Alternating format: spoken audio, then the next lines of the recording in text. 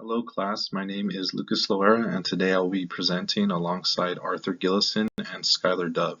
We will be touching on multiple concepts from Chapter 7 and their connection to our artifact, the Hermit. With that said, thank you for your attention and we are looking forward to hear from you all in the discussion that follows this presentation. What is persona? Persona is the ethos, roles, identity, and image a rhetor constructs and performs, or that others construct for a rhetor to perform during a rhetorical act. Scholars James Zaninsky describes persona as a human presence that saturates a text. It is something that the rhetor does. Narratives are told from a particular perspective. This is your persona. What is identity? Identity is the physical and/or behavioral attributes that make a person recognizable as a member of a group. Some examples of socially significant identities are race, class, and gender. However, identity is not limited to these. To understand your own identity, answer the question, who and what are you? With that said, identity is not neutral or inert. It can and often does change over time. What is image? Image is a verbal and visual representation emphasizing particular qualities and characteristics that creates a perception of the rhetor in the audience's mind. Some characteristics of image are synthetic, believable, passive, vivid, simplified, and ambiguous. These are just some of the traits of image that make it very effective. The artifact that we will be analyzing is an article written by Michael Finkel titled The Strange and Curious Tale of the Last True Hermit. This artifact details the life and capture of a man who lived for nearly 30 years in secret in the dense forests of Maine without talking or interacting with anyone. This is a unique story that raises many questions about identity, image, and persona.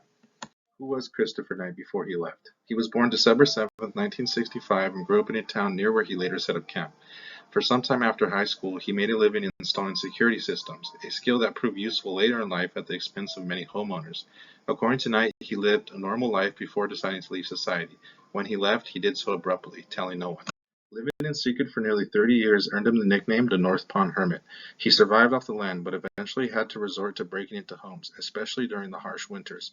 According to Knight, he never was bored. He enjoyed hiking, and besides food, water, and liquor, he stole books and occasionally handheld video games. These burglaries are what eventually led to his arrest and reintegration into society.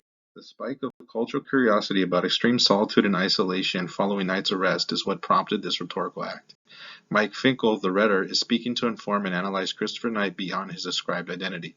This was a story following the time of his arrest and discovery. The targeted audience was the general public as well as those directly affected by Knight's crime. Throughout the article, Finkel saturates the text with multiple personas, first by introducing Knight as a mythical menace when he says, "For nearly 30 years a phantom haunted the woods of central Maine. Unseen and unknown, he lived in secret, creeping into the homes in the dead of night and surviving on what he could steal."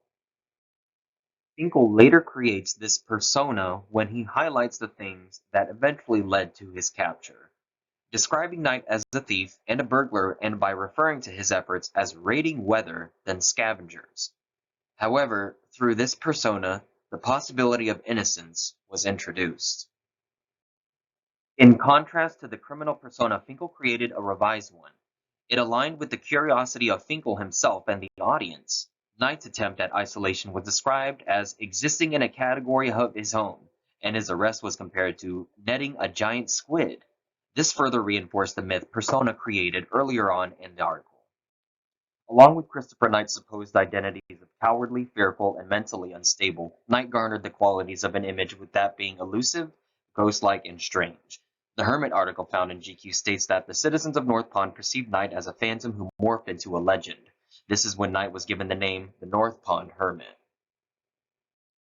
The crimes committed by Knight had an almost supernatural aura to it, and the robberies continued.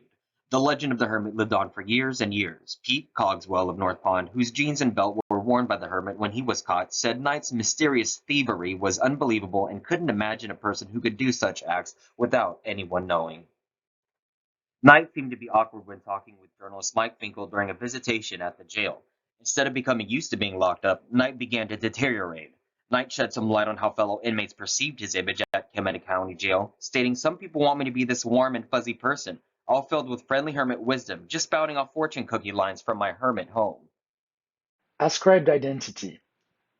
The article and other news sources identify Christopher as a hermit, a title that had little meaning or resonance with Knight. According to him, this identification carries with it some negative connotation, such as fearful, cowardly, unproductive, lazy, or mentally unstable. Avowed identity. He was an avid reader, spending much of his time in solitude reading books after books. He lived a rugged life which required him to take on characteristics of a survivor. Stoicism was expectation and a requirement both in his family and in the life he chose. He stated in an interview, "When I came out of the woods, they applied the label hermit to me. Strange idea to me. I had never thought of myself as a hermit. Then I got worried, for I knew with the label hermit comes the idea of crazy. See the ugly little joke?" Knight continued to grapple with this perception during his reintegration into society. Here is a brief news clip. Thanks, Roger. About the Our top case. story tonight, a guilty plea from the man known around the world as the North Pond Hermit. Christopher Knight lived in the woods of central Maine for years without speaking to anyone for nearly 3 decades. He stole to survive. That's according to law enforcement officials. Though rejecting most of the society ascribed identity placed on him, Christopher Knight admits to being a thief. He states, "I stole. I was a thief. I repeatedly stole over many years. I knew it was wrong, felt guilty about it every time, yet continued to do it." In summary, persona is the carefully constructed identity a writer assumes during communication, shaped by ethos, roles, and image. Identity encompasses recognizable attributes and is not limited to categories like race or gender. Image is a blend of verbal and visual elements that shapes the audience's perception of the writers.